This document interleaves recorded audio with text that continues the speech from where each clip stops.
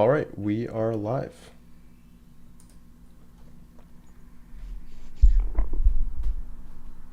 Welcome everyone. Everyone's kind of coming in the room here. We're just getting started here on today's presentation.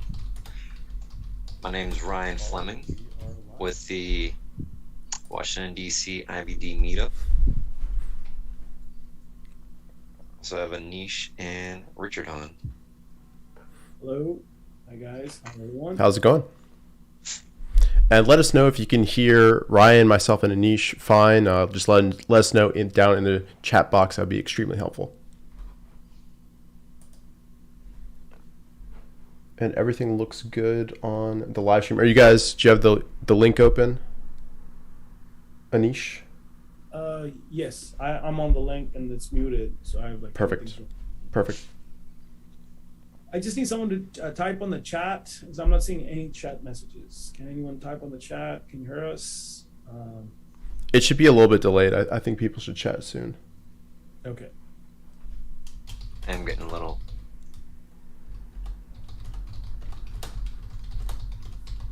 Oh. Awesome. It's working. Oh, my voice is low. Maybe you're just speaking quietly.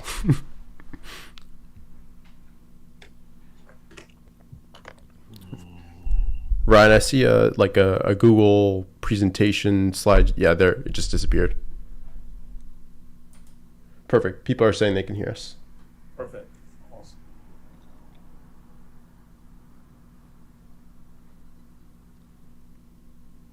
Oh, and I see Bob in the chat. And Tomas. How's it going, Tomas? Hey, Tomas is there. He would be an awesome guest speaker to have. Tomas, if you're interested, that'd be awesome. Yeah, let's do it. Let's do a meetup event.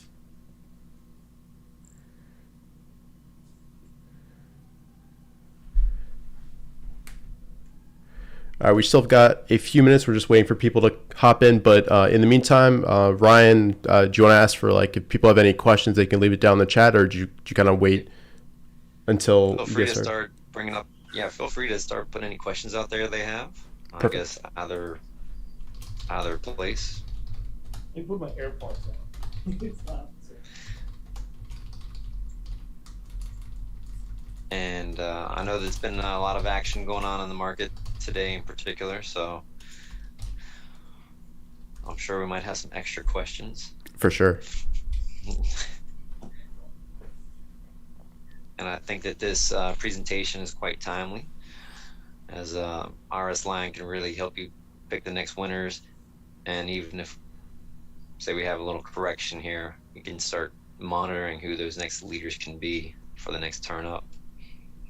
Not saying the next turn up's coming up tomorrow, but when it does happen, you can be ready. Absolutely. And I see a question here. Is this recorded? This will be recorded and archived on the Traderlion channel. So 100% this is recorded. And is there, Ryan, are you going to give out your presentation slides? I guess once you're done. Perfect. Mm-hmm. Yeah. So we'll have those available in the description as well. Recording in progress. I'm just going to record on Zoom as well, just in case.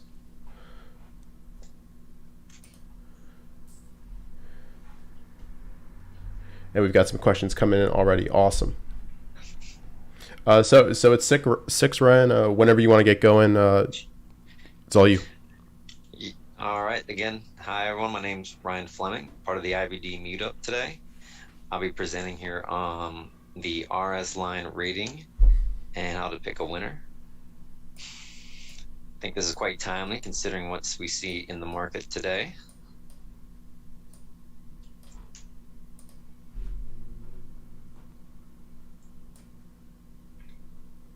Oh, Ryan, and you muted out for a second. No, I heard him fine. Okay. And here's our disclaimer. So today this disclaimer is out here as this is for entertainment and educational purposes only. I am not a financial broker or giving any financial advice today. Here is our agenda on what I'll be covering. as I like to cover the weekend market review, kind of what I'm doing on the weekends and what I see. This is a kind of an in-depth look into the IBD, as well as doing chart reviews. And then I'll cover here about the RS rating, what the RS rating is, how it's different from the RS line, and how you can use both the rating and the line to pick your winners. You can see the strength. You can even see tops in markets, or tops in your stocks. And we'll do a stocks review. And then I do have some extra items here related to Marcus Smith and the bonus. And we'll have Q&A. But again, feel free to bring up any questions you have as we're going through. I would like to answer those questions as we're going through. Perfect. So don't wait till the end. So on this past weekend, this was the big picture. And I brought it up as you could just tell by that headline there about the S&P 500 losing a key level, market outlook weakens. And then even from the snapshot, you can see here, like right I'm trying to highlight, the recent breakouts have struggled. And it's talking over here about how the market ended near the session's low on Friday, finishing the week in a down note. So I think, and even talking about Apple selling off. So with these kind of notes that they're putting out there, again, it's just a little blurb from the big picture, but you should already have a more reserved approach in your stock and outlook. Just if you are doing great in your stocks, that certainly keep up what you're doing. But I know myself, I've been seeing a little bit more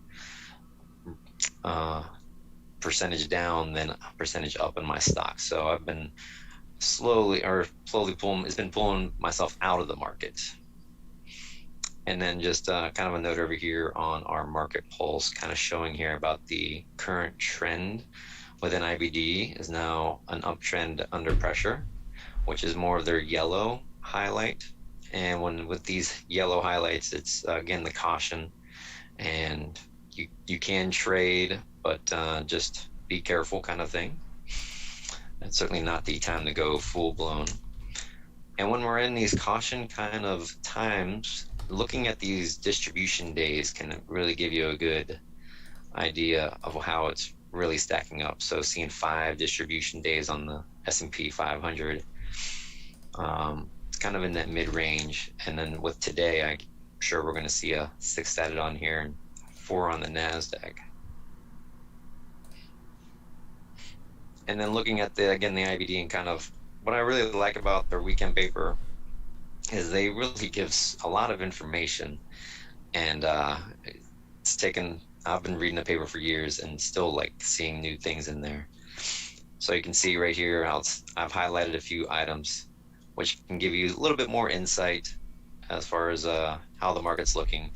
You can see how many numbers of the stocks are been up and the stocks have gone down. So just in this quick analysis, you can see twice as many stocks down versus stocks up. And then over here has the amount of accumulation distribution here for the different stock ratings. And you can kind of get a good range of where everything is at. So, you know, with your A's, obviously you're going to be a lower number. And then your B's and C's kind of, you can see the different changes here, how A has only been added 3. But you can see here on the B how it's been a negative here. They've lost 37. And yet the C's lose 15. And you had more of an increase in the D's and the E's as far as accumulation distribution. Just little insights, tidbits that can help on your review on the weekends. Even looking over here at the accumulation distribution here on the S&P 500, how it's a D-. And as you know, you don't want those kind of D- grades. Here's our NASDAQ look, kind of showing, again, you got the same kind of how many up, how many are down. And in this case, you can see it is more about even. In fact, the ups are higher. And then I pointed out here kind of how you can see there's a nice trend here on their advanced decline line. and this was earlier in the year. And then you can see here how it is kind of going in two different directions. This advanced decline line is heading down while the stocks were, or the indices was heading up.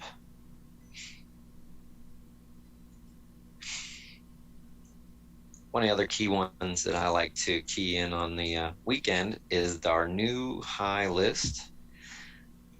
And I look at this from an aspect, I like to see what areas are looking good in the market, and if these areas you know, kind of give you the cyclicals versus the growth stocks. So you can get a quick look at these stocks and kind of, you can take it from there and start researching them or researching the different groups. And you can kind of see where the strength is in the market, as well as you can also, you can look at the new lows to see if the new lows is increasing or how that is trending for you. I know, I mean, just looking at this one, so retail and software being some of the bigger ones. There's, you know, when it comes to growth, you do get some good growth stocks from the retail section for sure. Growth in software has been happening really since the 90s, you could say, I guess, since tech has really come out. And medical. So these are kind of some good growth areas to see in your new highs list. Some of the ones like the banks, you know, over time, the banks have not really been a good growth area for investors or for IBD traders. And then you can kind of just see some ones and twos in here. So I wanted to do a quick review here of the market summary from even comparing the market when I presented back on March 22nd, so 6 months ago, to today. So just looking at the new highs and new lows, you can see quite the drastic, quite the difference between these new highs and the new lows. And I want to look at these numbers. So, okay, we got the 74 and 5. And then you kind of look at how we're doing today. You can see, you know, some quick observations that the new highs is a lower number. Meanwhile, the lows, they've gone up 5-fold on the New York Stock Exchange. On the NASDAQ, they've over doubled on the lows. And you can see the new highs has been cut in half. So just kind of, you can see how, looking at today's market, it is different than how it was 6 months ago, as we would expect, but it is looking different in a negative outlook based off of just these things. I'm not saying these are trading ideas, but just more insight, more information. So in looking at how I looked at the market, I see it is under pressure, as we saw with the IBD. And in my trading, the breakouts have not been working consistently. And so kind of highlighting here a Mark Minervini statement there, this is a hard paying environment. So with that, I'm going to lead into the relative strength. So this relative strength it's an IBD item, proprietary information, proprietary tracking, or proprietary, I guess proprietary information there from IBD, and it came out from William. And it is proprietary, right? It's just a rating, right? The rating is proprietary, yeah. So again, William O'Neill created that, and he went through and he was very thorough, very research oriented in how he came up and wanted to back test everything. So even you can see from the early 1950s through 2008, the average RS rating of the best performing stocks before their major run up was 87. So it doesn't mean it has to be the highest rating. And so that I thought was a great information, little tidbit when we go into and start looking at some of these RS ratings and how they can really help your trading. And again, so he has this rule it's for those who are determined to be big winners in the stock market. look for the genuine leaders and avoid the laggards. So the RS rating will show you who is the leader and who is the laggard. You can see, so this relative strength rating, it is 1 to 99. 99 is the best, and it measures its stock's price performance over the last 12 months.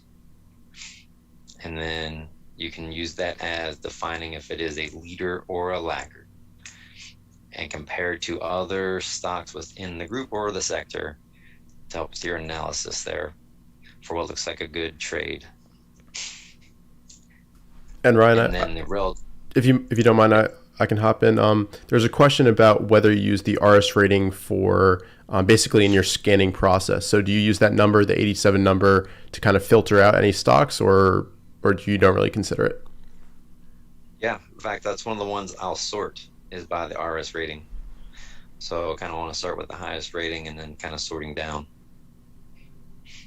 So that is one of my main factors. Gotcha.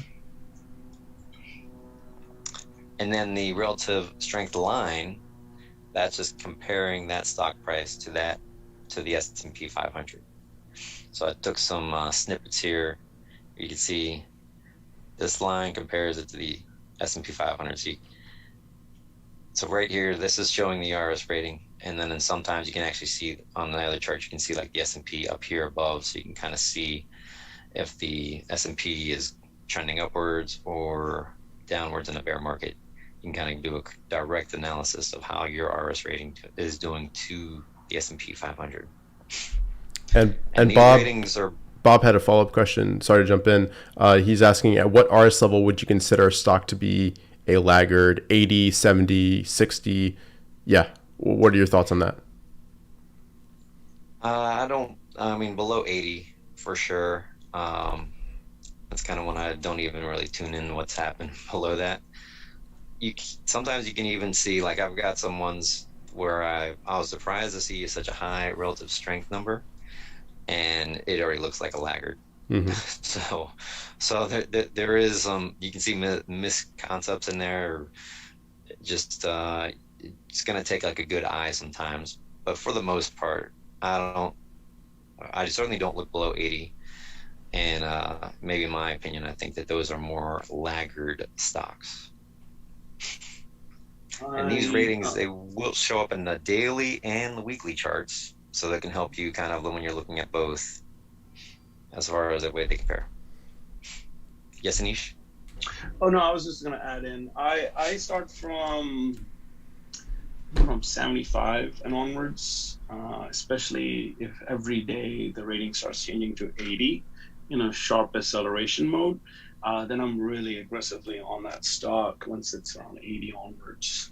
But I start seeing them on a broad picture. I start looking from 75. But I need to see the change because these numbers do change on a day-to-day basis. And then once you see an acceleration curve happening on the numbers, the delta changing fast, that's when you can spot them really fast. And after 85, it's pretty much a rocket ship on the stock. So you get to see some turns happening on that from 75 onwards. Below that, it's really lagging the market. That's good, helpful information. I can see why you'd look at 70s, but you're waiting for like kind of the confirmation of it to go make that move upward before actually buying it. Because you do get to see the once it's 80, then it's like the stock's already taking off, like 85 onwards, and you're right, 87 and higher, the stock is really it's already up on that day. Like if a spike, I think you're going to talk about it later. The angle of ascent, it can go from 80 to 99 in a day. It can do that. So I kind of like to see a turn, but I'm like, this is the market to do that research. This is it. This is that market. So that's what I want. You're just kind of leading into so your relative strength. I mean, here's kind of, it should be between these two lines here, and the more ascent you have going up this way, the stronger it is. I mean, I guess hearing that 80 to 99, I didn't think about that, but yeah, I guess it could happen. You're saying like in Yeah, a day. it does happen. And your laggards, I would say your laggards are obviously heading in this downward direction. So between 3 and 6, I mean, so maybe that's one way to really know the difference between your leader and your laggard.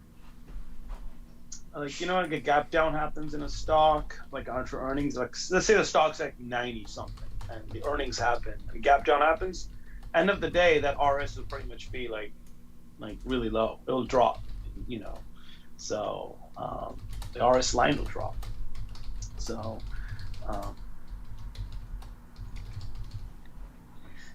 and here's the great thing about the RS rating. You can use it in any type of trading you're looking at.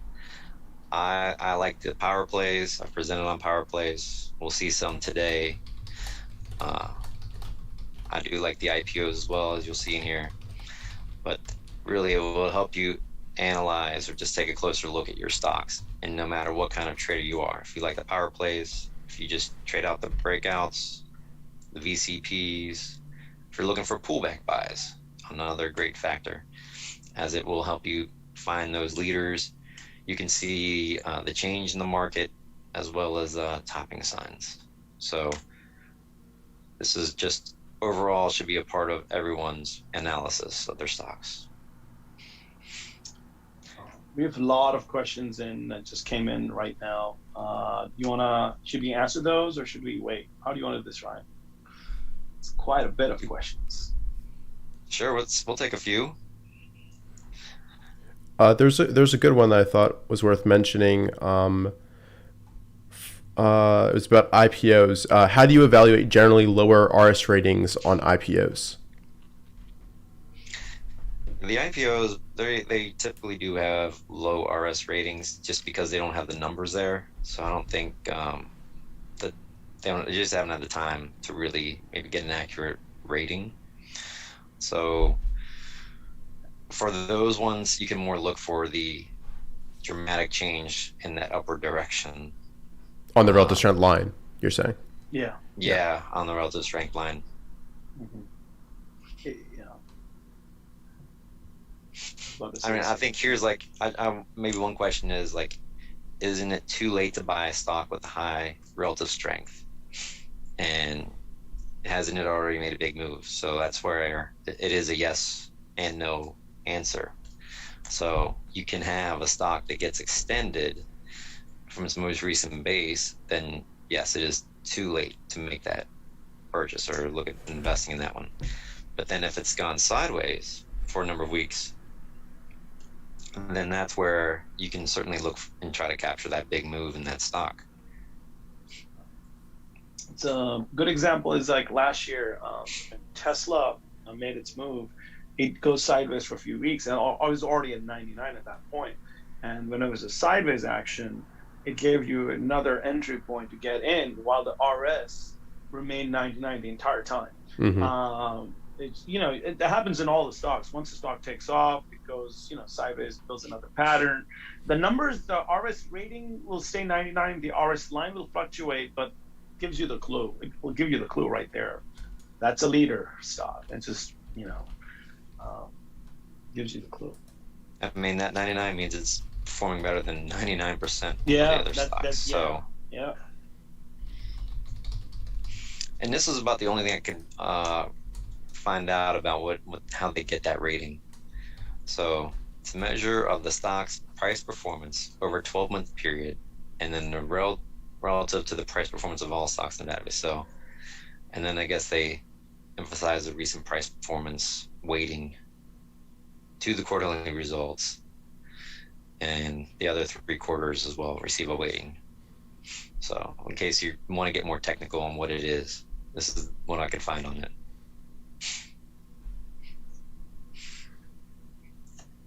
And so kind of this is the same thinking that I had mentioned. William O'Neill looks at ones, he doesn't buy anything below 80. Kind of that's what he preaches in his books. And you can find your big money makers there have the ratings of 90 or higher. And they can break out of, again, first or second bases.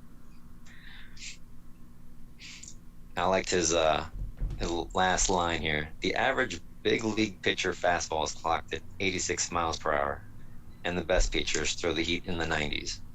So he's just kind of saying it will separate. You're going to get a separation there from your mid 80s to your 90s.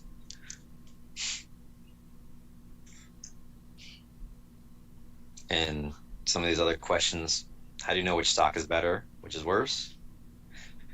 The quick and easy way is you can check the relative strength, see which one has the higher number.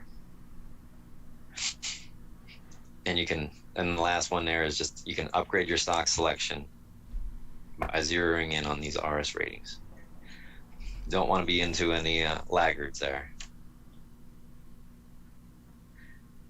Here's Mark Minervini on the ratings and how he uses it during a correction. So he likes to, and maybe time-wise, I guess if we're going into a correction, could be really key here to help out everyone for, first the stocks that move into new high ground. We got to watch those closely, and then those stocks that are coming off of the lows and they rebound the quickest. And then the other one is just stocks that are resisting the decline altogether.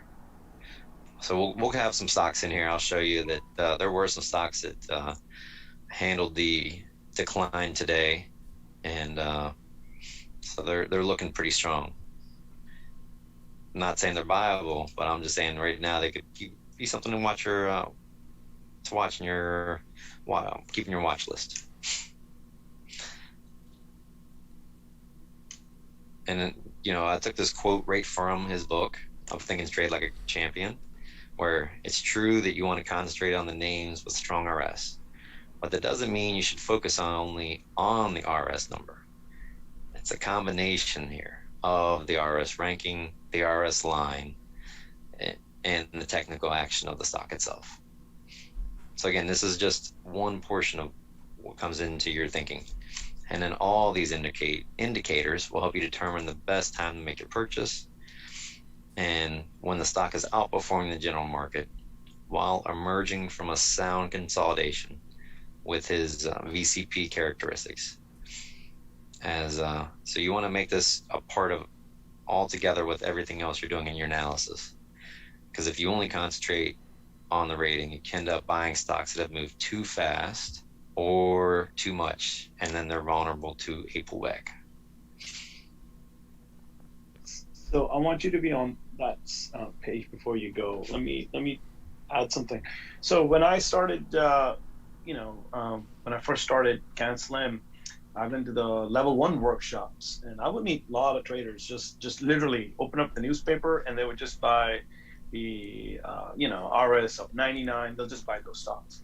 And those stocks, when you just randomly buy without doing this in combination, all the time, I would say 80% of the time, pullbacks were right in front of that, because you're buying it at a wrong stage. I mean, I'm not saying 99's a bad thing, but you got to buy it proper base, proper breakout, all those things, not just randomly buying it. Because a lot of people say it's a leading stock. Yeah, it's a leading stock, but you could be sitting through a 10% correction, and psychologically it takes you out, and after that correction, the stock takes off.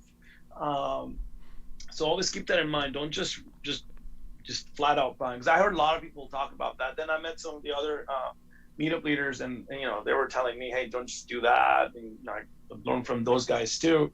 So it is in combination. Don't just if the newspaper says 99, that doesn't mean it's a straight out buy.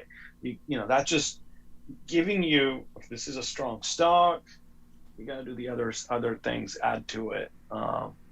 Because I know sometimes you can get lucky, but I would never just random. Just because it's 99 doesn't mean it's a stock to buy.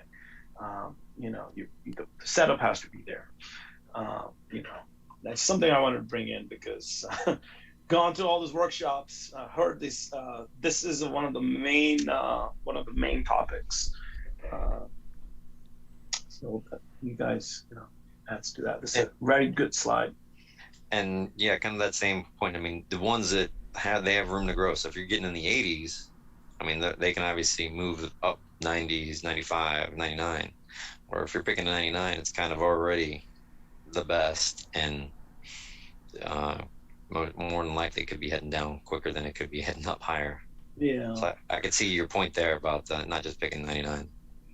I mean, I would, as long as the pattern's there, don't just randomly buy it. That's the only thing. That's the only thing about it. But yeah, these are all the leader stocks, straight up. And I'll tell you, Market Smith really has some great tools to help narrow down on these high RS numbers, staying at new high ground for them. And we'll touch on that.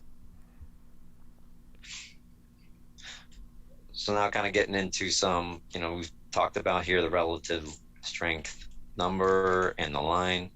So here, the RS number is 97, and you can see here's the relative strength line.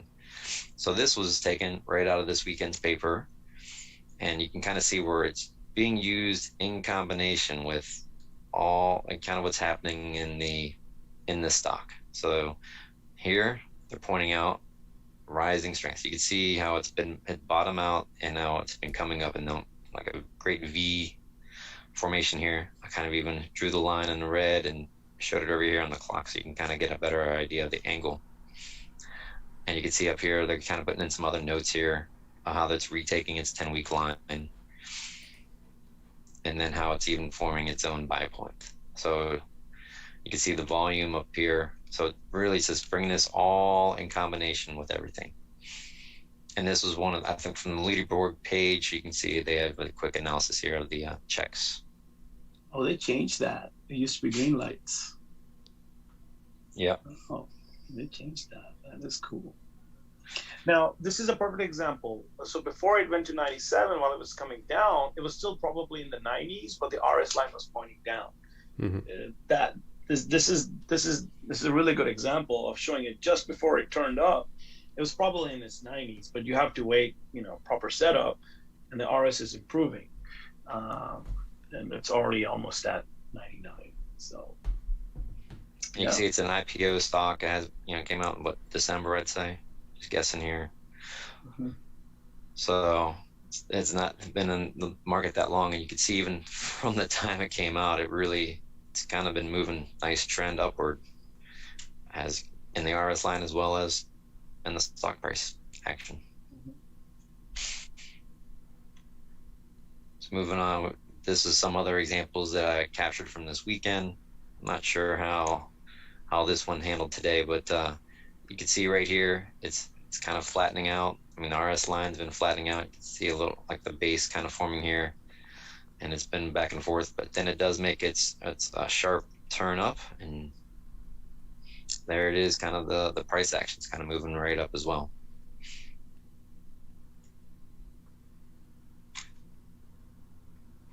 Here's one of an IPO, came out in August, roughly, and you can see it just RS line's been just hanging in within this range, and then all of a sudden really just rocketed up. So kind of create a nice so that stock's RS is still 95 even after today is what happened in the market. It's still holding. Yeah, and the ascent here, I mean, that's almost vertical right there. How quick that is just going up. So you could see, and I'm not sure what it was, and I don't know. Can we go back and see what they were like a few days ago? To kind of get the number. I'm checking. No, I have to check the newspaper for it. Otherwise, you can't. That's in their other tool, which is very expensive. It's in there. Yeah, that would be one nice thing just to know, like, hey, kind of what it was right here, so you can see the action and how it changed. But again, you can just see. I mean, this was the most vertical example I could find in looking through this weekend. Some of these other ones, again, you can see it's just looking at a basing formation here, and RS lines basing, and then it's got the blue dot symbol right there. So it's all been moving up since a few days ago, right? Kind of right in line there with the 3-day and where they had that bigger move. Mm-hmm. I mean, you can also take into account the volume. You can kind of see the volume is going above average here. So that RS dropped today to 91, and it actually went up, and the RS line just went straight down. So that's we can pull this up in MarketSmith. This is a really good example. Within a day, it changed from Friday to Monday. Yeah, CG. There it is. Look at Yeah. that. Yeah. Really good example. So that's institutional selling right there. That's straight up institutional selling. Certainly. So yeah, I guess losing 2 points, I guess it's not that bad, but the price action just really shot down. So here's one I thought was, kind of showing you an extended RS name. I mean, as we mentioned, you don't just want to go out and blindly buy a 99. This one is well extended here from its 50-day, and those can be more volatile. You want to wait until you got to have a proper buy point before you purchase it there. And I'm sure this one also. See if this one, what this one reacted today. Barely. No, yeah. So it's because it's showing some strength. It's the leader. Oh my God. Oh. Yeah, I mean it's still staying a 99 up there. Just riding that 10-day moving average. Yeah, it's just riding it. I mean, you could see, it's 57% above the 50 and 17 above the 21. So again, just trying to show you a wide range of examples here.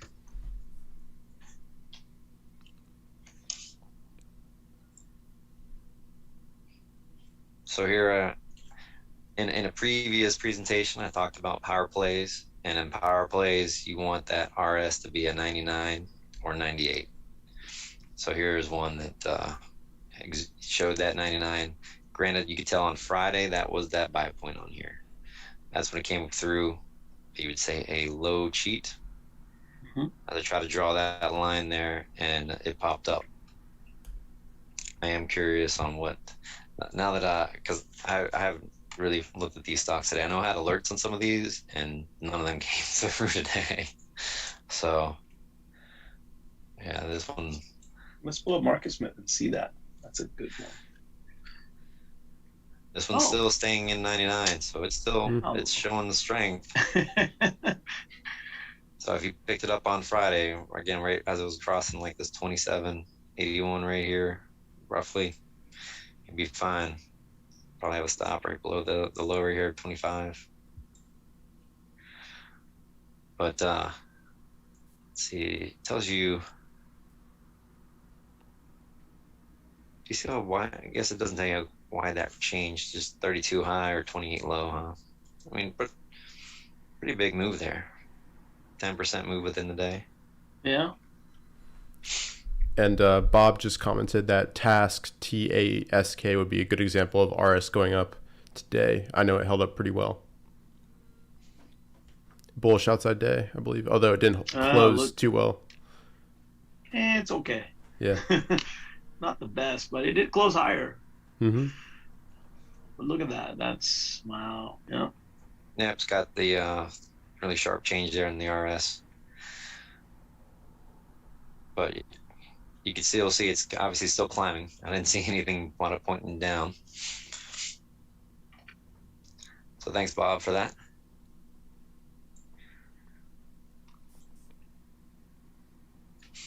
And here are some ones that kind of showing you RS line in the base. You can see it's been tightening up. This is more one of their ascending base, I guess, is the way IBD would call that out. It's got the blue dot. Yeah.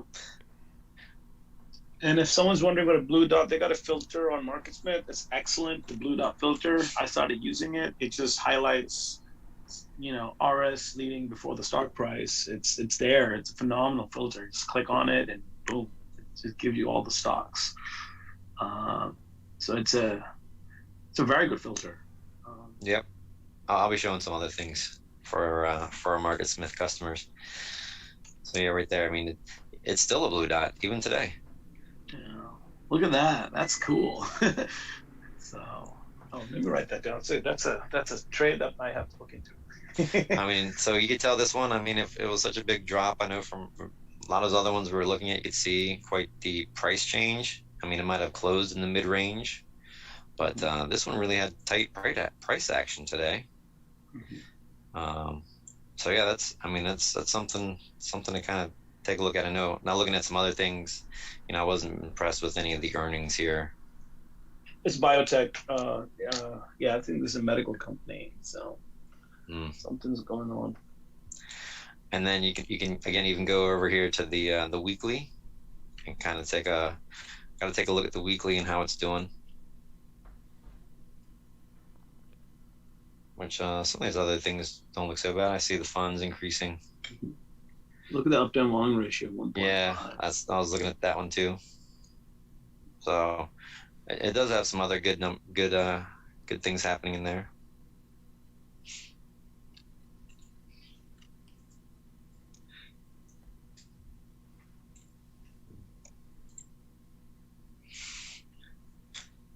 So here's where, if you're long, you like to hold the stocks for a long time. Here's an example. Came across her with AEIS. Not even sure what company that is, but it's had, as you said, 4 different breakouts that they were calling out, and the relative strength was over 85 along the way. So you can see just that relative strength that help you maybe help in deciding if it's a good time to sell or not, if you're seeing any drastic change in it. I mean, you can see right up here at this drastic change right here might be just a sign for you to kind of watch. And you can even see this other one up here where it really drops off. I thought that was a good insight. Well, we can talk about that first breakdown on the right top. That's a change in character right there. That's it. That's a sell signal. That's it. Yeah, you can see the stock, it went up, but then obviously closed lower on the day. And you can see the change right there in the RS.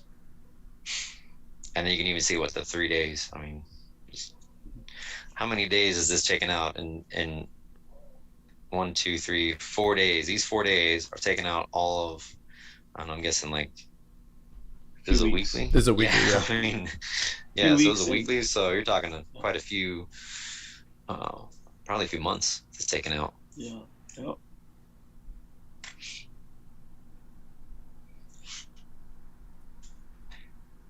So kind of one of the things about the RS line, you want that from the 12 to 3.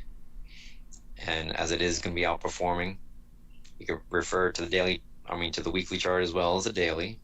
The daily will have the more shifts and turns. You want to look at that angle of ascent, and that will help you define the leader or laggard. And during a bear market, that's where the RS line and keeping an eye on the ones that are at new highs are a great indicator. One of the best you can get. You're kind of seeing who is really holding up strong. So here are some other examples here. I know this was one that even Mark highlighted in his weekend video as a potential power play. And here's bring it up so you can see this one. Obviously now it's having that sharp decline. Obviously the price action came out below, so not liking the price action right here today. Yeah. Or that sharp decline right there. I mean, it took out the low. If it would have held this low, I'd like to have seen it hold this low here. It looks like it needs a longer term base to me. Let that 50-day catch up. Yeah. Yep. Yeah, there's no base right now. See, that's like the same example of blindly buying just on 97 rating. That stock could be in a downtrend till 50-day, and that's what 348 to around 300. Let's say it goes down 50 points. Psychologically, a trader's not. You're not going to hold on to that, and then usually that's where you sell it, and it takes off. But that's a good sign. RS is high, but the stock price is off. So price is the leading indicator. Yep. And then you just look right at the volume. I mean, you can see it's up 87%. So, and it had such a big down day. Yeah. Just adding up some red flags there. There's a question about using RS line intraday. I don't think you can, and I don't know why would you. I mean, it's not saying why would you not use it. It just intraday would be just intraday price action, but RS compares to the entire stock's overall health. So if on a daily chart, if intraday is strong, you would obviously, intraday would be more of a tactical entry points, but I don't think it even works on intraday. It doesn't. Yeah, I made a whole video about how to scan for relative strength intraday, and like you can use things like looking at a 5-minute chart of the S&P 500 versus the 5-minute chart of Tesla, and you can just see visually, is one holding higher lows while one is breaking down. You can just see visually the relative strength, and you can also use different tactics like the closing range. That also gives you a sense of what's holding it better. Is the stock holding it better than the rest of the market?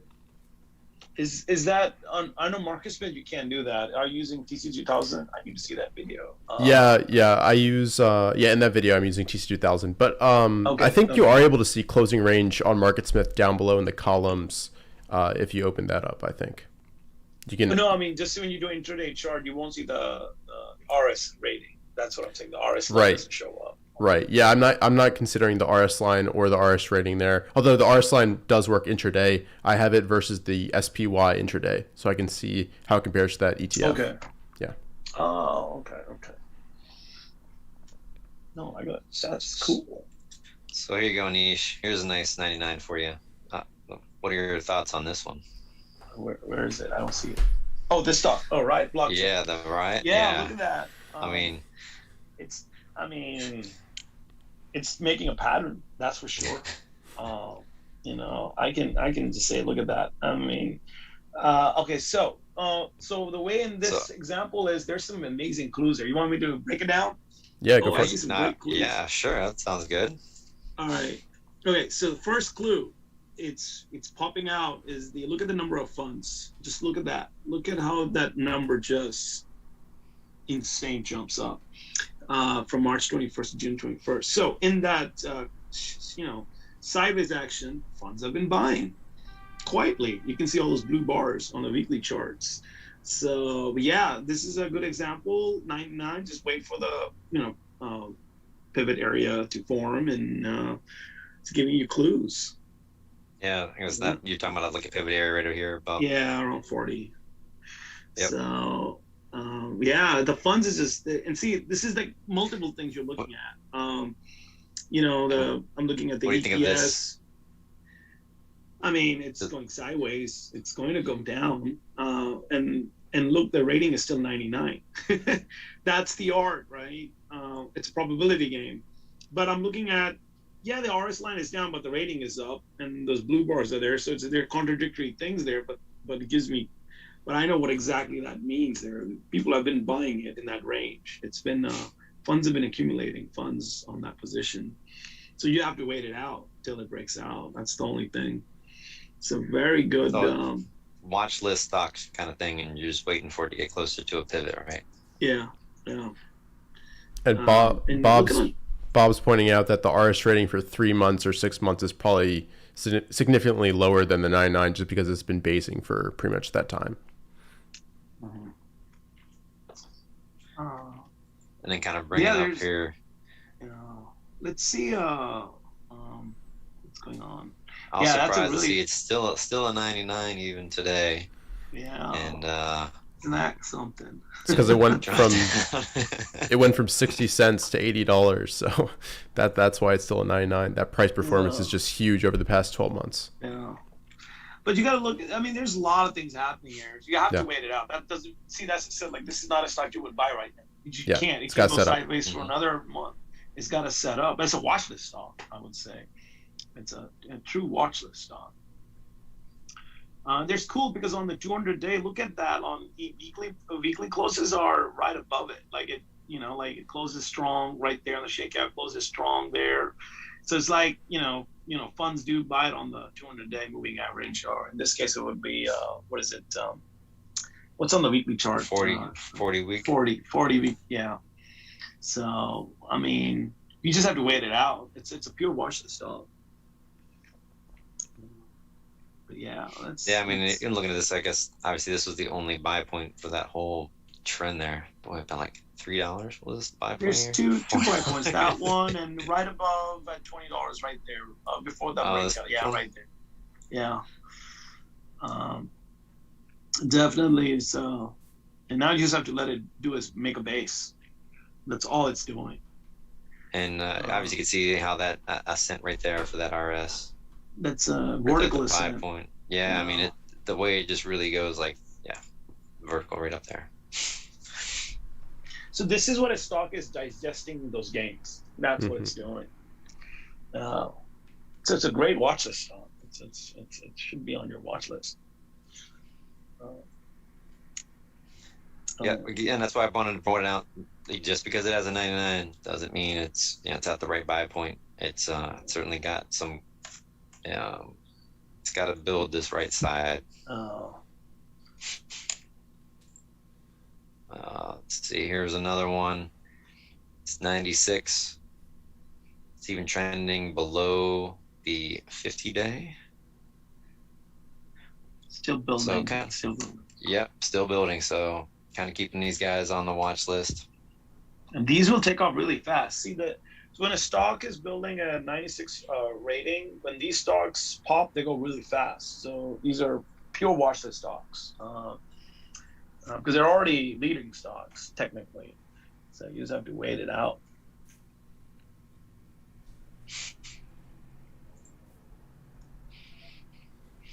Here was one that they showed from Microsoft, and in a bear market, up here highlighting this is where I was talking about. You can see the S&P 500 chart, you can see the RS, and while this one is coming, that ascent is coming, I don't know, straight down.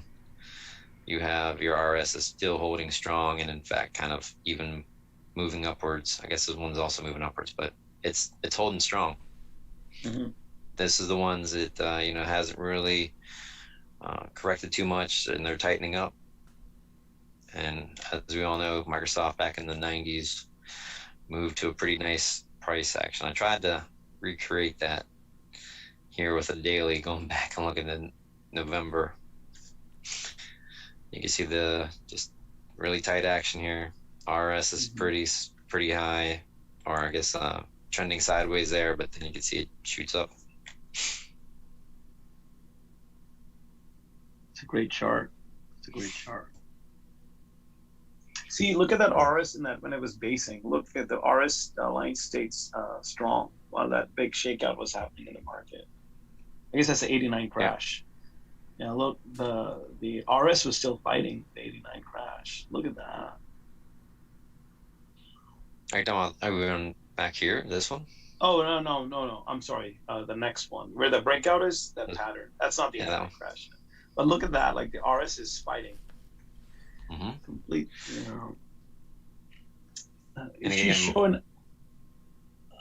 I'll show you an Apple example, which coincides with the IBD's. Like when the newspaper says markets in a rally uptrend. If you pull up Apple on MarketSmith and go to 2009, March 2009, you can see on the day the rally happens, day before the rally, Apple's RS was already up, but the Apple wasn't up. If you pull it up, I can give you the dates. It was because when you have a sharp turn, these stocks with the best RS is the blue line. They're coming up. They're already floating before the price action happens. So those are really great trades, and the market goes in a rally mode. You said November? Pull up March 2009 Apple on MarketSmith. You can see the RS. Is your MarketSmith up? I don't see your MarketSmith. Oh, there we go. There we go. Yeah. So yeah, perfect example. Oh yeah, I So can rally, see the S&P 500 right here, yeah, and and it's then actually look at kind of the hiding back behind. so on the day of the rally, Apple's at $100. And literally everything coincided that day. Breakout, you had to buy on that follow through day, and it takes off. It just takes off after this. It literally takes off at 100, and the RS was leading before the price. Look at that RS. It just takes off. Did you trade this breakout? Yeah, I did. Nice. This is when I first got into trading, I was doing, but the thing is, I thought at 200, it won't go any further. I sold it at 200. At that point, I was so new to the game. I was like, oh, we can't go past 200, I'm at 100 points, what is it going to do? And it goes up even higher. But the key is paying attention on the rally, because everybody thinks the world is ending and follow through day happens and Apple leads it's on the day of the follow through day of not just only Apple. There was Microsoft, Apple, and just pretty much like a whole slew of stocks broke out on that follow through day. But the RS was the clue. It was giving you the clue a week before the market even turned. So that's the like we were looking at the Riot stock. The stock is basing. Look at the RS is giving you all the clues. Just look at that RS. It's climbing so fast. Sometimes I kind of like corrections because you get these leaders setting up. Yeah, you know where this goes, right, Ryan? Yeah, I'm kind of waiting. I'll just wait to see how long it gets to the 200 standpoint. It's going. Yeah, it's all right. They're trending right above the. What was that, 8 week? Yeah. Yeah, it keeps on going. It's looking strong up there. There you go. Yeah, and I'm like an idiot selling it there. But Doubling it your just money? goes. That's not too bad. Yeah, but this is a stock I could have held on. That was a phenomenal entry point.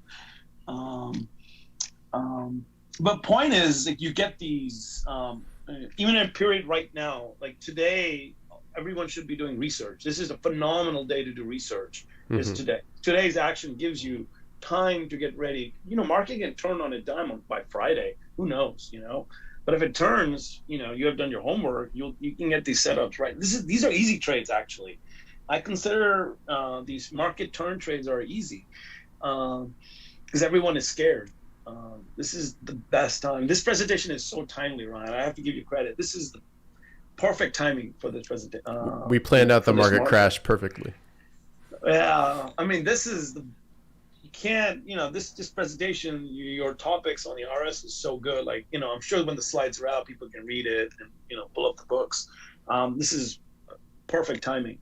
And Anish, there's a good question going along with what you said. When a stock shows strong RS on a day like today, what do you value more, a small tight bar or a big dip and a big reclaim?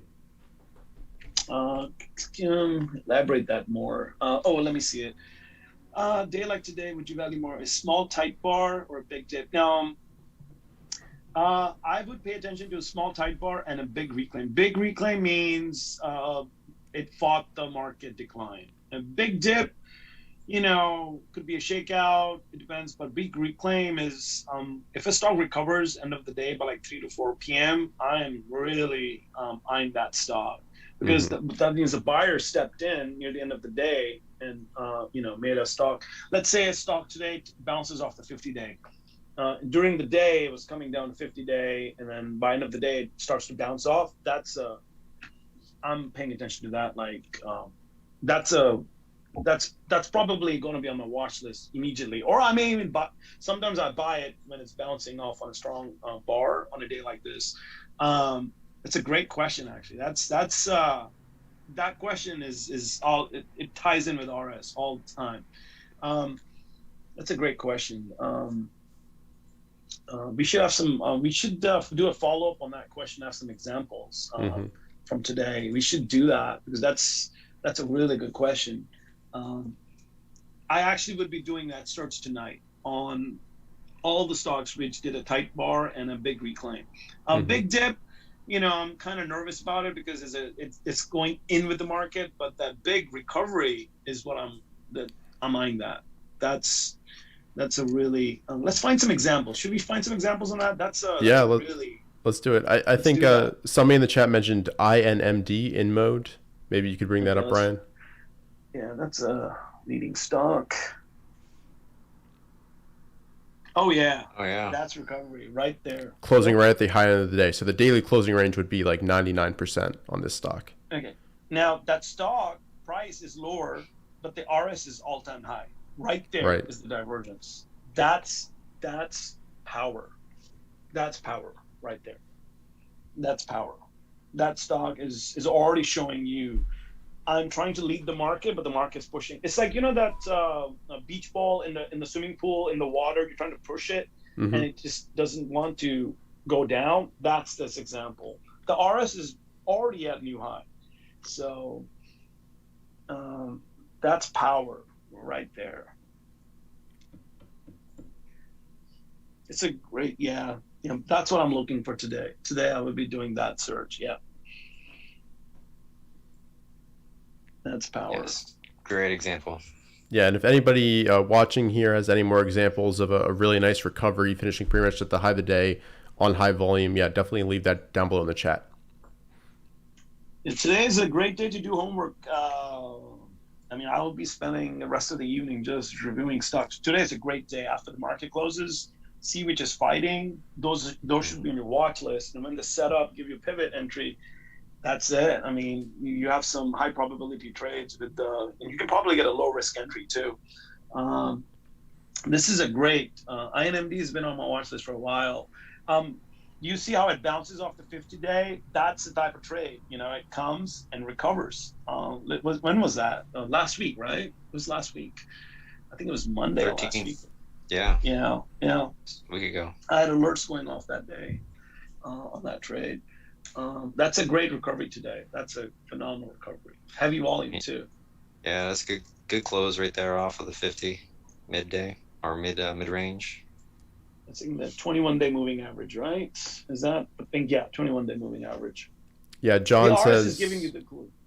I was just going to give another example. John mentioned ASAN, which is definitely also pretty extended at this point, but I think it closed really, really strongly. Oh, let's do IIPR. That's another good one too. Yep. Oh, I'm kicking myself on this one. I had my buy entry was at 35. I totally was driving at that time. Missed it. Oh my god. ASAN. I knew about this stock. Oh my god. I missed that entry too. I missed 2 entries on this stock. I'm just like, oh my god. It happens, So that was my first. I just spent so much time on this stock, and I totally mismanaged this trade. I'll get another one. Let's do IIPR. It's a strong close, but that's very extended. I won't be able to touch it right now. Yeah, that's a great off close. the 50-day. Smooth. Yeah, and look how smooth. You can do a slant line, and that's a beautiful entry. And RS is climbing up. Oh, that's a great entry. Did it have earnings last week? I think it did. Did it? There's a circle thing at the bottom there. Oh, largest volume. Okay. Yeah. Yeah, that's a great entry. That's a great stock. Yeah. Yeah. Oops, I was looking for the next earnings. You pull up the calendar from the top. You want to see a quick trick? Oh no, pull up. Actually, daily should have it. Daily lists it. Earnings date. Is it not? Oh, you don't. Oh, I thought it did. Oh, at the bottom, 11/4. Yes. So, but again, everyone should check up on the dates on multiple websites because sometimes the data is not accurate. I usually go to Zach's calendar and confirm it if it's after market close or before market close. It's very important to know as we get closer to earnings. So, but that's a great close today. Great close. That's a great close. Richard, have you made a screener or a scan on TC2000 to scan for upward closes? Have you worked on that, or should you work on that scan? Yeah, you can do it really easily. I could I'll post a list of good closes today on Twitter. Really easy. Okay. Now I want to know how you do that scan because I haven't played with the TC2000 on that. But that should be that's timely with this presentation. That Absolutely. Scan list. Or I think that's a great. See, the key thing in trading, and Ryan would agree, and you would too, Richard, is when everybody is scared, stock which are fighting should be on your list. And that's what Mark did last year with Zoom. When the pandemic was happening, Zoom was fighting up the market, and he was buying Zoom. I couldn't believe the entry he did on Zoom. It blew my mind. I was like, what is he doing? The market's collapsing. And he was buying Zoom. And what an entry it was on Zoom, because you could, that's an entry, it went up like over 100 points. So in a market, just because everyone is scared, the strongest stocks are fighting, and that's giving you the clue. I know it's counterintuitive. It's very counterintuitive, but that's how that's how professional traders trade. So I'm sure we're giving a lot of people a lot of good clues today. Yeah, I remember the Zoom chart. It like moved up off the bottom of its longer term primary base, and then got super tight as the rest of the market was just falling apart, and it had a nice VCP breakout. Actually, let's pull that up. That's a great let's go back, change the date to 2020. Right here, I believe. Let's just change that to 2020. We can see the whole chart then. And DocuSign and C Limited also. Look right there. Yeah, relative strength line, new highs. So just look where the S&P 500 is down at the top, and look at the Zoom at the bottom there. Look how tight it forms. Mark was buying it around like 110. You see how Zoom picked up and the market S&P is down. Look at that. Just how crazy that is. Look at that. Right there. No. Go. Look at March, April. Back in this area. Right there. Oh, yeah. Yeah, look at that. Just look at that. It takes off, and the market's coming down hard. Just look at that. So, he was buying it right there.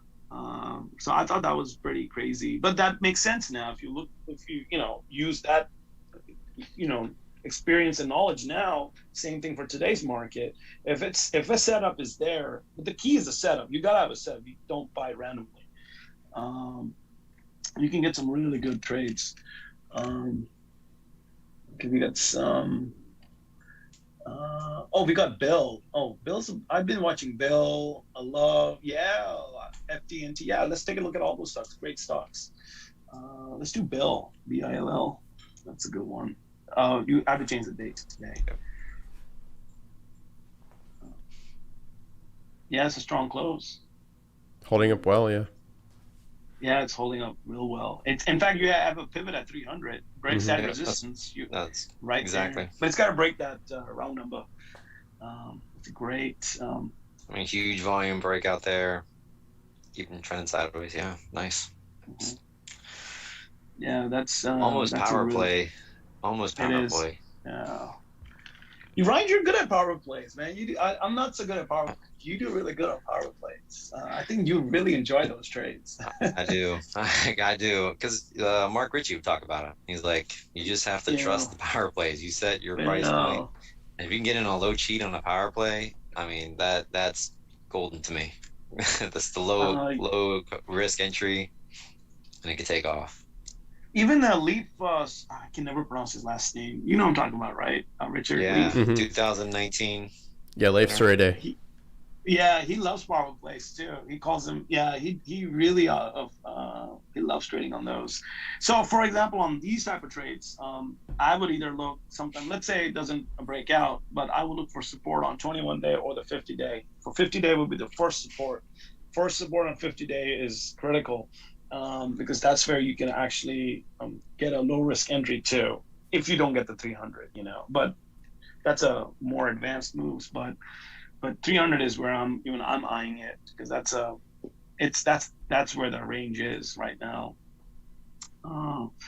It's Well, we can, I mean, so some of the other ones, my next slide here was kind of talking about the tips. So Market Smith yeah. has, I found, There we go. they have the blue dot. We kind of talked about that. That one's nice and easy to find. You have the open stock ideas, and then you just have to go down here and you have the RS blue dot. You can also see it over here if you just go inside the stocks and technical. You'll find the RS blue dot. So I mean, let's click on that today. Yeah, there 16 stocks already. I had the blue dot. This one just gets a scratch. Yeah, that's something. It's a buyout. Yeah. Buyout. That tells you something, I think, about the market today, honestly. Oh, that looks good though. That's a nice pivot right there. Look at the RS. It's up before the price, right there. Yeah. Look at that. Yeah. That's still really tight. Oil and group is also strong. I mean, yeah, oil and gas on my weekend routine looked pretty good. The overall group was pretty strong. It's a thinly traded stock, so position accordingly. It's very Mark thin. Trades it. Yeah, Mark trades it. I mean, yeah, this has been on my watch list. This has been tricky for me in the past, but it's there. Setup's there. Oh wow, RS shot up. Look at that, and the price hasn't even moved. The RS is actually went up vertical. That's pretty crazy. Yeah. In this market. So look at that. I'm seeing that in a lot of these medical stocks, this medical sector. So that could be a theme coming at this meetup event. There's a theme happening on these energy and medical stocks. That's a good one. Look at that. Here's one from my example earlier. So I found that one was on the blue dot. Yeah. Not going the wrong direction there for the RS. RS Actually, line. go back to that. Go back. Look, that stock didn't break out. Everybody was looking at that breakout. This one? Around like 51, 55. Look, it tried to break out, but it didn't on last Friday. On 51, 55. It tried to break out, but it didn't, even though the RS was up. 51.49 was the high. Yeah, so sometimes you have to wait for the breakout to happen. In this case, you don't buy early because this is what happened. Let's say you bought it on Friday and then today it would be down. How many? 7% down? Mm-hmm.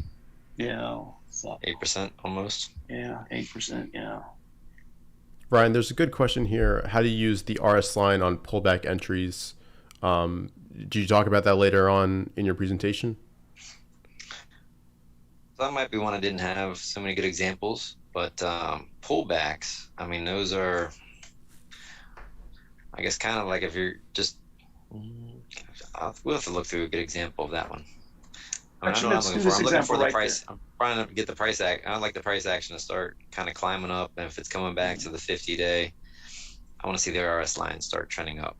So actually, let's look at this one, 43.37. So let's say in this example, it's a perfect example. So RS is down, but the stock price, now if it, like you use that as a pivot, provided it stays above the 50-day, you can have a move. Like in that case, it would be from 44. What's that price on the day after that day? Yeah, I would use that as a pullback entry, pivot entry to buy that, and the previous day's low would be the exit. So the exit would be 43.37. But the next day you can ride that because it's on the 50-day, and then you can let it, play it out and see how it goes. But that will be the pullback on RS, the way I would play it, and I do play it like that.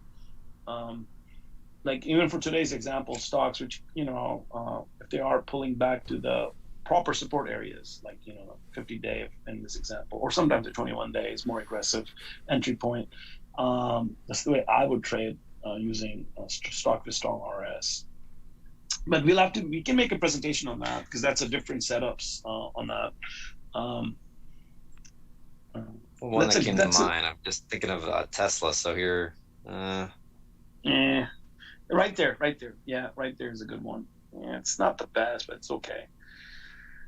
So, what does this chart look like? Riot. Did you guys notice that? The Riot one? Yeah, Tesla's chart looks very similar to Riot.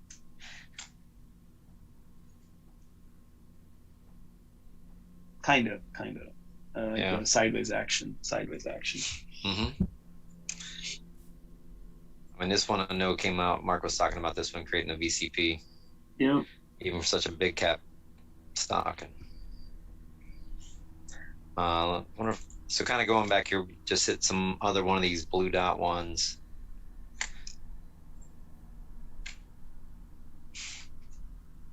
Oh, look, another medical. There we go. Yeah. It's making a VCP pattern, by the way. It is. It kind of helping to clarify a good pivot point here. Mm-hmm. That's a bought out. They get bought out? No. Okay. Good bond closed up. Yeah, so this was one I brought up early on too. So I mean, it again, it's keeping strong. You could kind of see a buy point is there, or obviously the Marcus Smith likes the all-time high.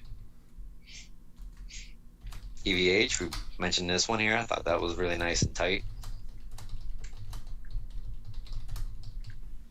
Yeah, there's a question here. Blue dot is standard on Market Smith. It's built in. You have nothing to do. Just click on it. It's automatic. It sorts it out.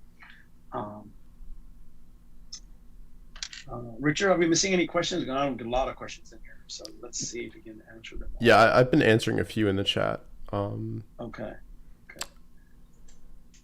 Well, so the blue dot was one example I wanted to point out for RS, and then there is this other one you can do, all RS line new high.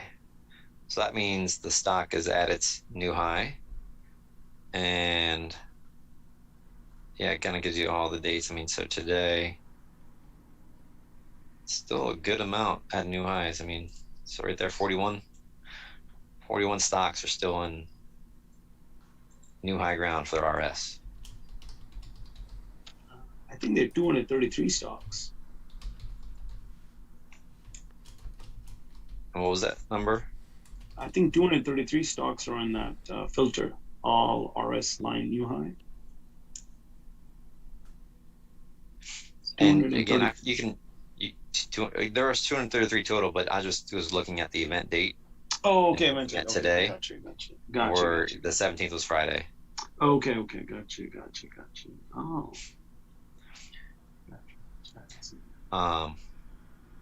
And you can sort this by the RS rating, but then it will throw you off on your date here. So I guess you could say lock that down as number one and then see about doing this as number two. To be honest, Ryan, I've never used this filter before. This is the first time I'm seeing it. Feels so bad. I've had this for like a decade. I haven't even got to the fun things yet that we can do within Market Smith. Because there's there is some other ones we can do here. Again, I'm just going through these really quick to kind of see if anything really catches your eye, niche. I mean, this one closed. Look, this another one kind of closed right up at the high of the day. Yeah, that's a strong. There's a pivot above it, so that's the breakout. Just wait for the breakout. Again, it should be on a watch list. Just keep a good eye for this the breakout. I mean, I would say the numbers look pretty good.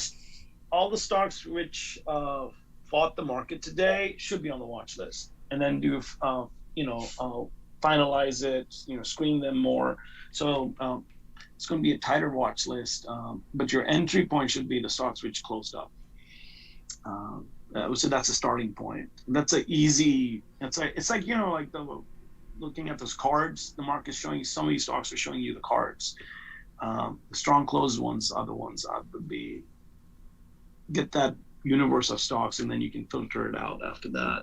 I think that's a strong close today. That's a straight up heavy volume. And Richard, you mentioned oil and gas. Mm-hmm. Yeah, a lot of the charts looked pretty good. Looking at stuff on the weekend, they're either moving out the right hand side of their bases or trending nicely. This one's still making big moves. Wow. Yeah, team has been really strong. Yeah, it's not even stopping. It's just doing its thing. Yeah, I mean, just kind of going back, you can see that again. That just straight up right there. But this had to be earnings. Yeah, I'm taking a guess there. Earnings. And on my last presentation, people were asking about earnings. Go back to that stock. We did bring it up. Like for example, just because someone didn't buy before earnings, you can buy it after earnings. In this case, you have a flattish pattern after earnings, and you could have still got in around like 348, like somewhere there. Yeah, around 341, and be up 60 points.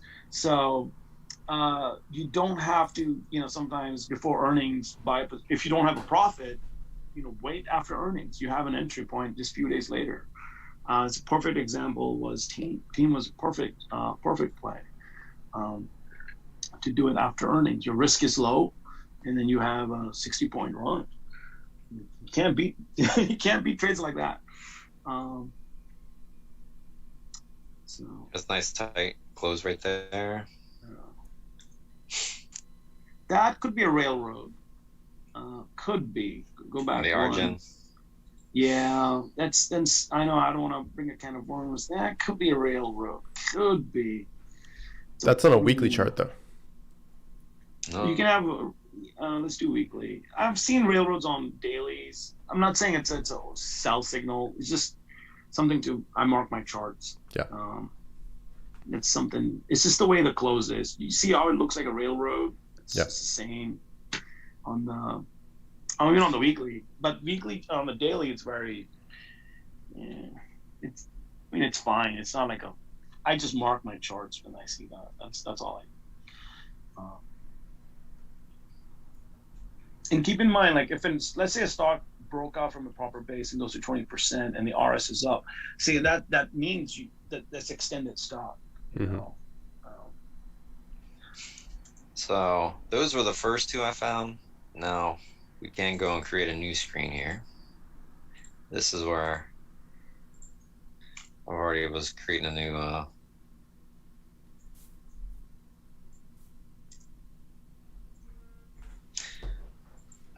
it's because I've already got one over there. So you can go right here and just it just jumped off.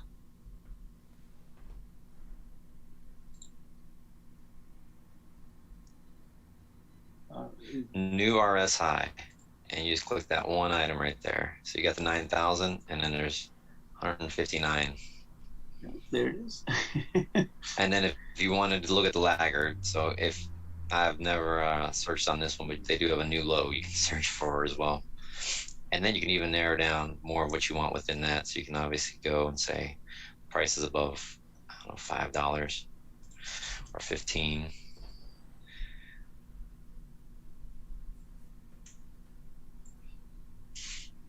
And just keep narrowing it down, volume.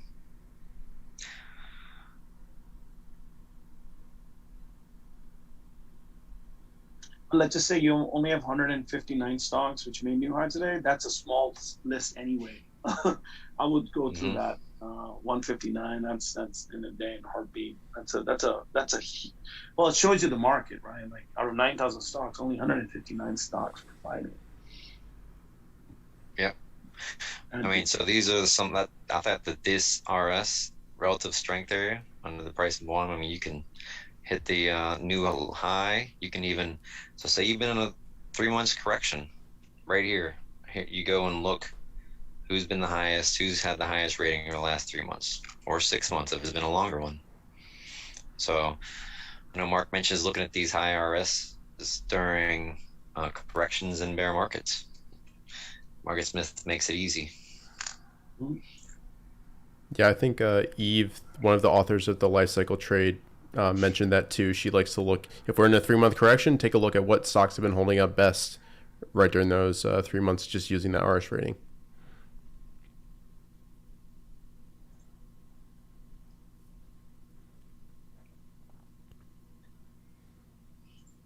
And here in MarketSmith, you could do closing range to choose over 75% today, 50%, whatever you want to put in. You could also scan by that.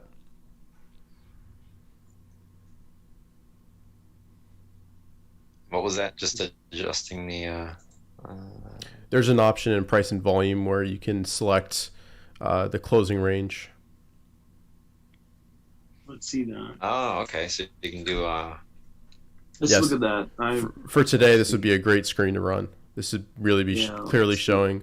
So yeah, if you scroll down, I believe it's under price and volume. Let's see. Keep scrolling. Daily closing Oh, range. Yep. So if you do this over 75%, that would get you a pretty darn good list of stocks right off the bat. Oh, so we're doing from the midpoint, right? Of the day's high and low. We're looking at that, right? It closed up, right? Yeah. So the daily range is you take the high, you take the low, and then the closing range is where within that range, based on the percent, you basically close. And then you can add as many other things as you want. When did they add that? I always wondered about that. I mean, that's a very manageable thing right there to look at 61. That's just great. Let's look at it. Let's look at a few of those 61 stocks. Let's just see the results. Let's see what we get.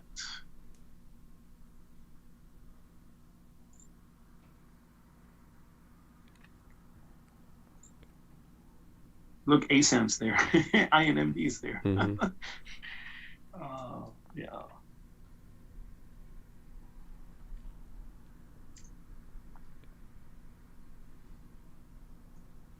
Yeah, there's one that we just talked about. Here's Look a at that biotech. close. They even went. Look at this. Yeah. I mean, this one even went Yeah. above. So this one's still moving. That's a nice breakout right there. Yeah. No. It didn't even stop. It didn't even care what this market's doing. So there's definitely something going on with this stock. Absolutely something's going on. No, I wouldn't say the biggest volume. 62,000. Yeah, it's thin. Daily, so. But yeah, you can see some of the strength in this one. Look at this. This one closed strong today. REITs. Yeah. Do you still look at the low cost? Do you still go and look at low cost, Anish? $15 below? My range starts from 12, but honestly, my best trading is done on stocks over 50 and above. Like I do really well on those stocks. But now this is a REIT, so I would treat this differently. I know ever since with Mark Minervini, I've learned, I gotta be flexible. So I prefer 10 and above. I prefer 10 and above. But my sweet spot zone is 50 and above. That's my sweet spot zone. Everyone's different. It's just something that I've seen over time. See, if you're doing a margin account, I wouldn't be able to buy a $6 stock. So, that's the problem.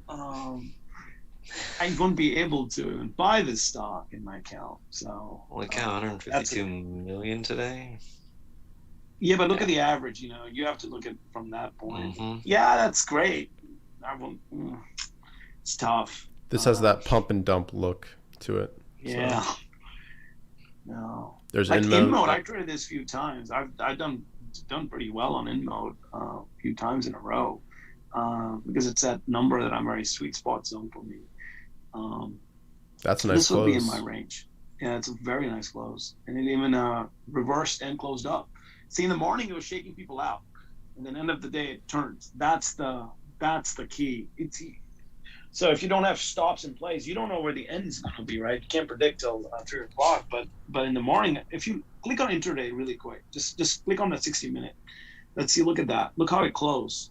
I would say, where was the close? The entire day was strong.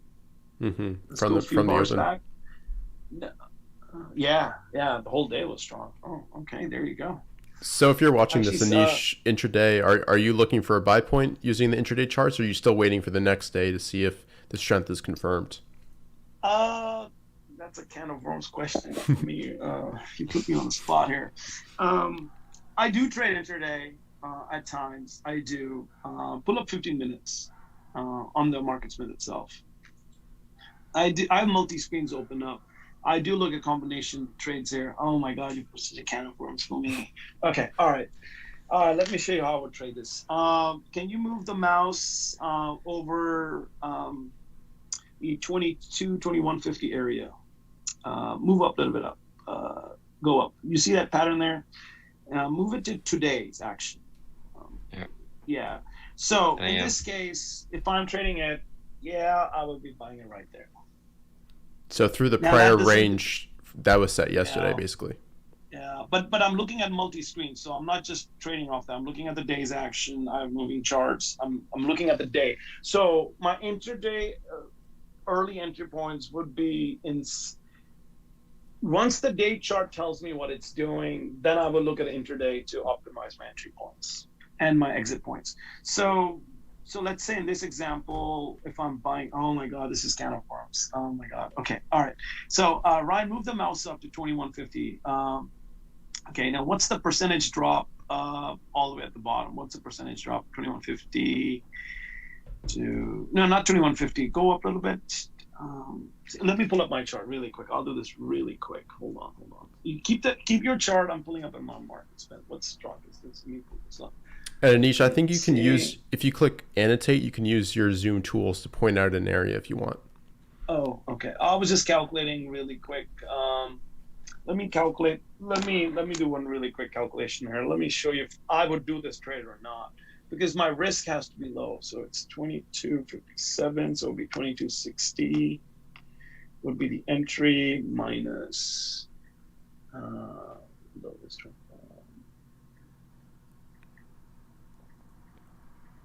Okay, so this is a trade I will not be able to trade because my exit will be 7% low. It's a very risky trade because if I'm buying it there and the exit's below at 21, that's a 7% drop. That's too wide.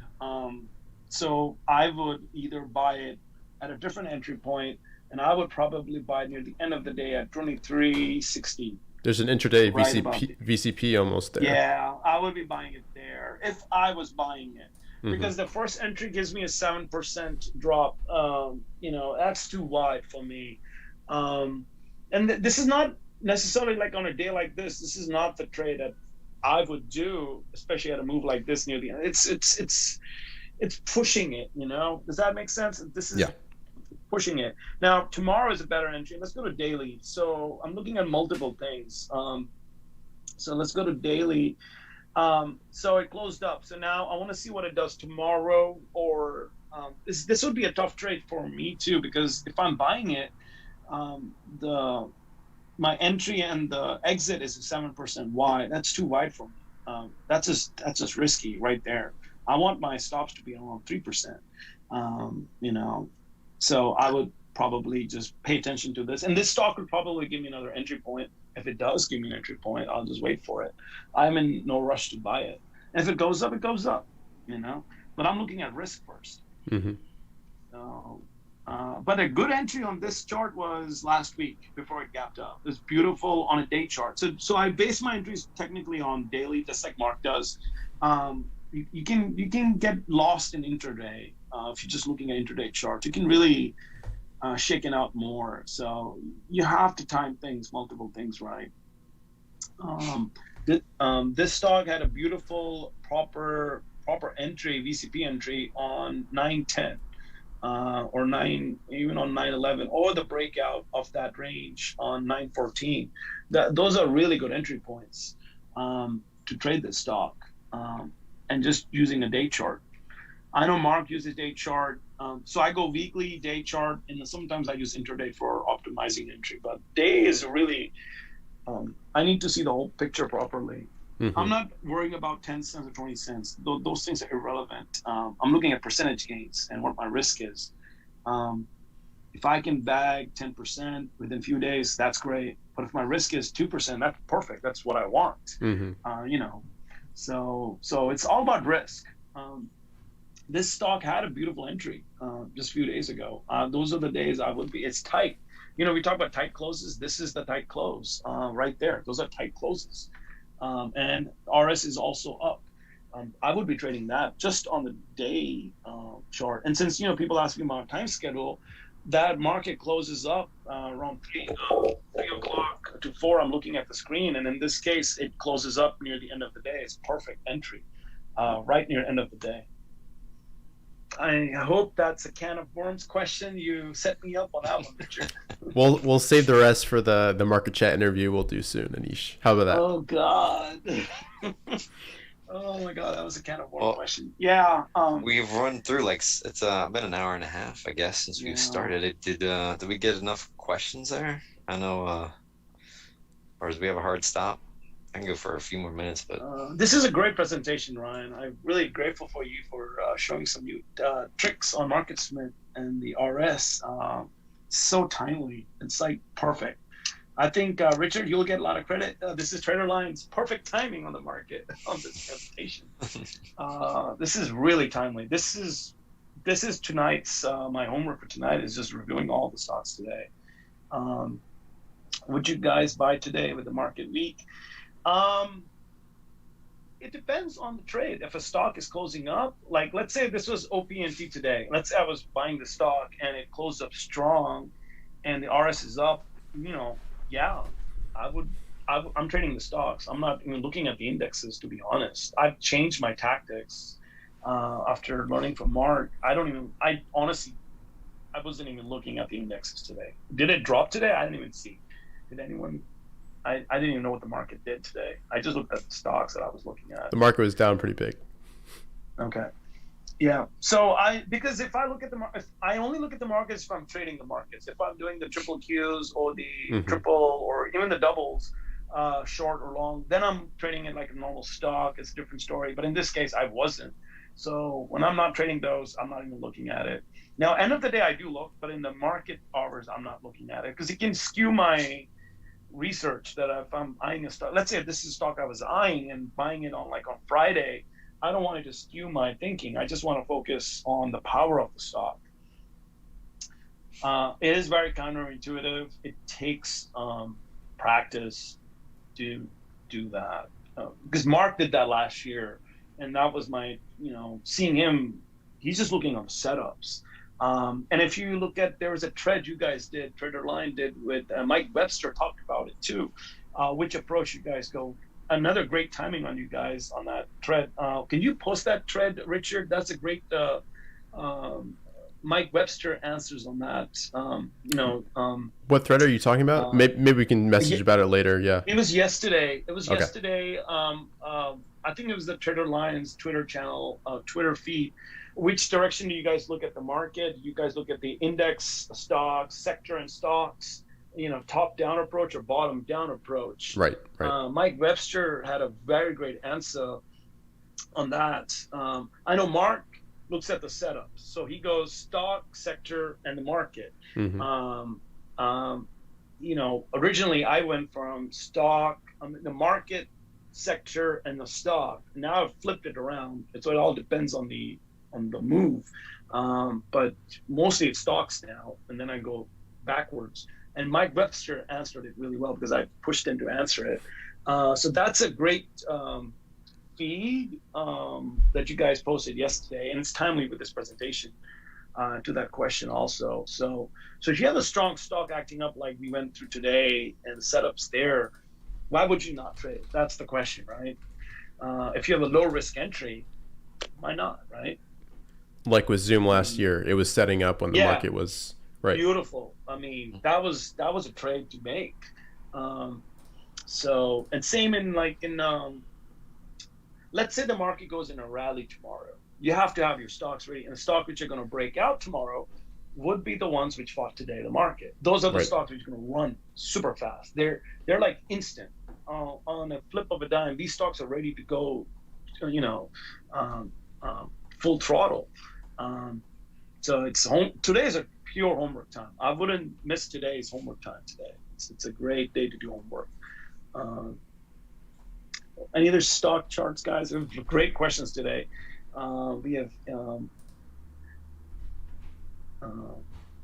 how did you add liquidity? Oh man, there's liquidity is everyone's different. Mark can trade up to 100,000 shares. He doesn't even less than that. I'm open to trading stocks which trade. I do well if it's over 300,000 on an average volume. More is better. I don't really do anything below 100,000 unless I'm doing buying 10 shares of something and it's not an issue. But 300 is sweet spot zone. 500 is really good. if it's below 50, I'm really like questioning it at that point. Like, do I really want to take that risk? So it all depends. But do you guys do thin trade stocks, Richard? Do I trade lower, like 10 price at 10? No, not price at 10. Liquidity, average daily volume. Like Yeah, this one right there, 28,000. Would you trade it? Yeah, I wouldn't. No, I wouldn't. I probably look for about like at least $10 million volume, if that makes sense. Okay. Well, in this case, the price is good, so it's $200. So on this example, I would, because, but I'm saying in general, if it's like a high price stock and low one, yeah, it's you multiply it and it gives you the idea. But it's thinly traded. But do you have a cutoff, Richard? Probably like $5 million volume would be my cutoff, and I On probably look average daily volume. dollar volume though, dollar volume. So it's the okay. it's the price of the stock multiplied by the volume, if that makes sense. Dollar volume. Yeah. Yeah. Oh, okay, you go that way. What about you, Ryan? No, I guess I'm looking for the setups. So it doesn't. Setups. Okay. Yeah, I try to avoid the large caps. So. Okay. I like those mid caps. I'll certainly go in for a low. It's like $10. It's so cool. Everyone has a different, like, their areas. It's so neat. You can see there's so many ways to trade. There's a question about railroad. I will do a presentation on railroad.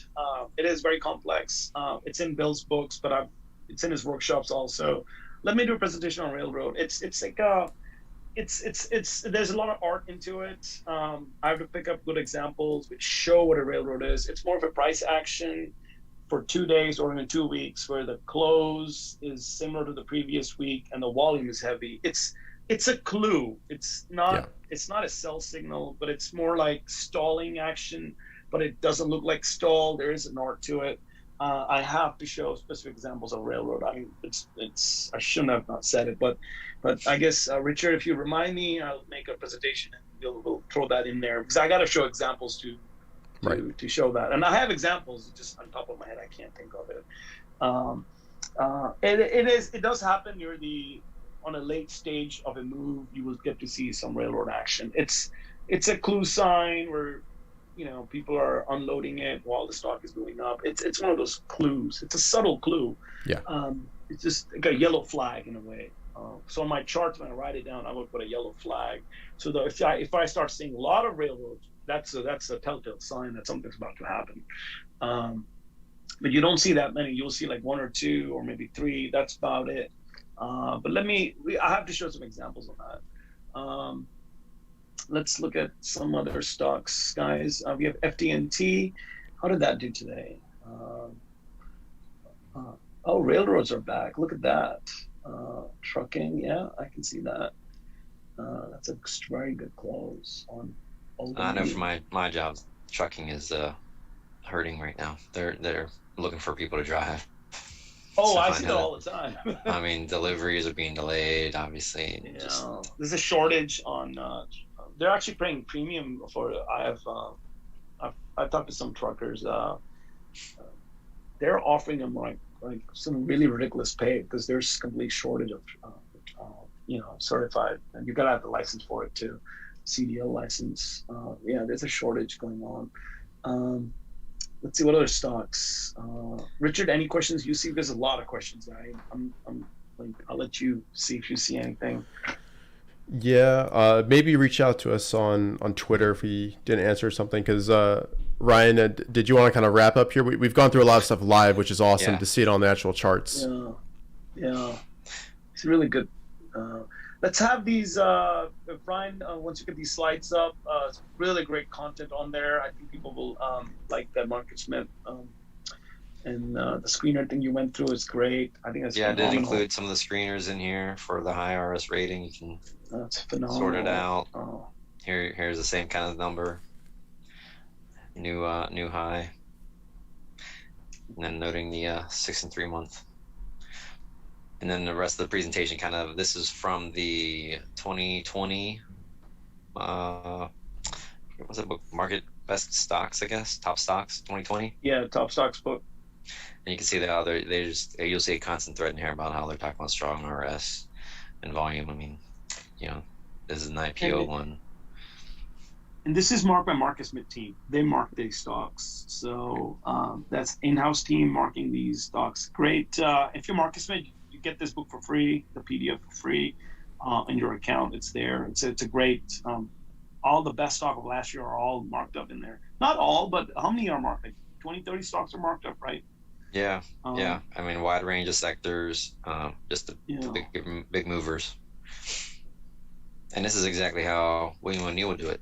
He marks it up. I mean, I know they've shown pages of how he writes, and you just take up the whole page for like talking about the stock. I mean, I print my charts now. I really do print them, just like O'Neill does. It's the best way to do it. Tonight's going to be a lot of printing going on tonight. So I was riding my bike all day. I wasn't even looking at the market. But yeah, no, this is, if you're Marcus Smith, please make sure you get this book. It's in your account. Yeah, it's kind of going through some other notes here. You'll read the articles. They're noting relative strength. Like in this case, it's hovering around record territory. Relative strength lines at a record high. I mean, these are the kind of things to really note when you're looking through them. And then they have also talking about buy points on the 3 weeks tight or your 10-week support one. So I don't really touch on the 10-week support one or the 3 weeks tight, but you can certainly delve into that area as well. It's kind of wrapping up the rest of the presentation. I will send that out to you, Anish, and we'll be able to post that. Actually, just send it to Richard. He'll get it on Traderlion's channel because they're posting my files from my presentation too. So they'll just send it to Richard and they'll take over from there. Great slides, man. Really phenomenal slides, man. It's really good stuff. I'm glad always you're on the team. Yeah, always fun.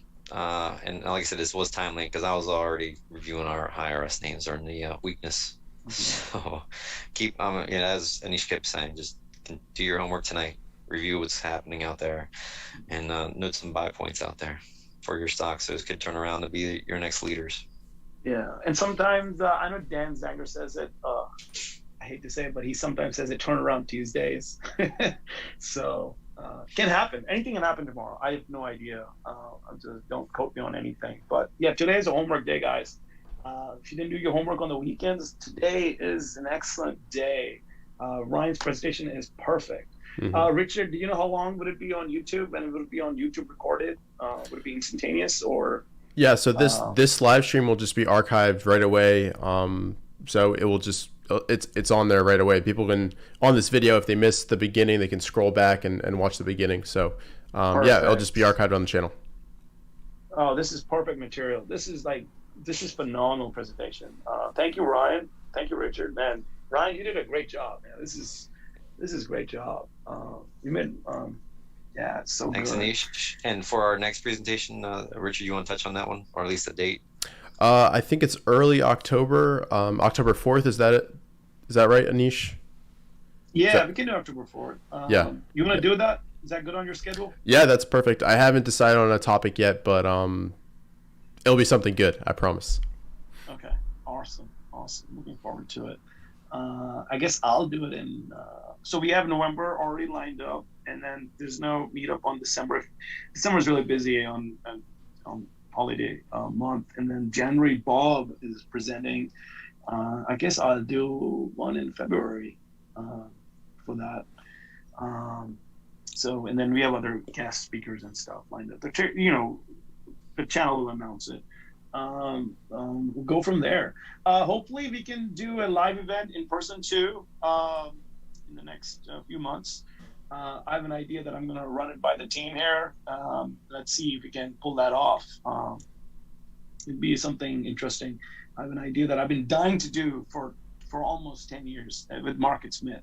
But let's see if we can pull this off, Richard. I'll run it by you, the idea that I have. Sure. So I think it would be pretty we can do it in Florida. Ross is there. We can do it in Florida. But let me run that idea with you guys. But yeah, it's a great presentation, guys. Thank you.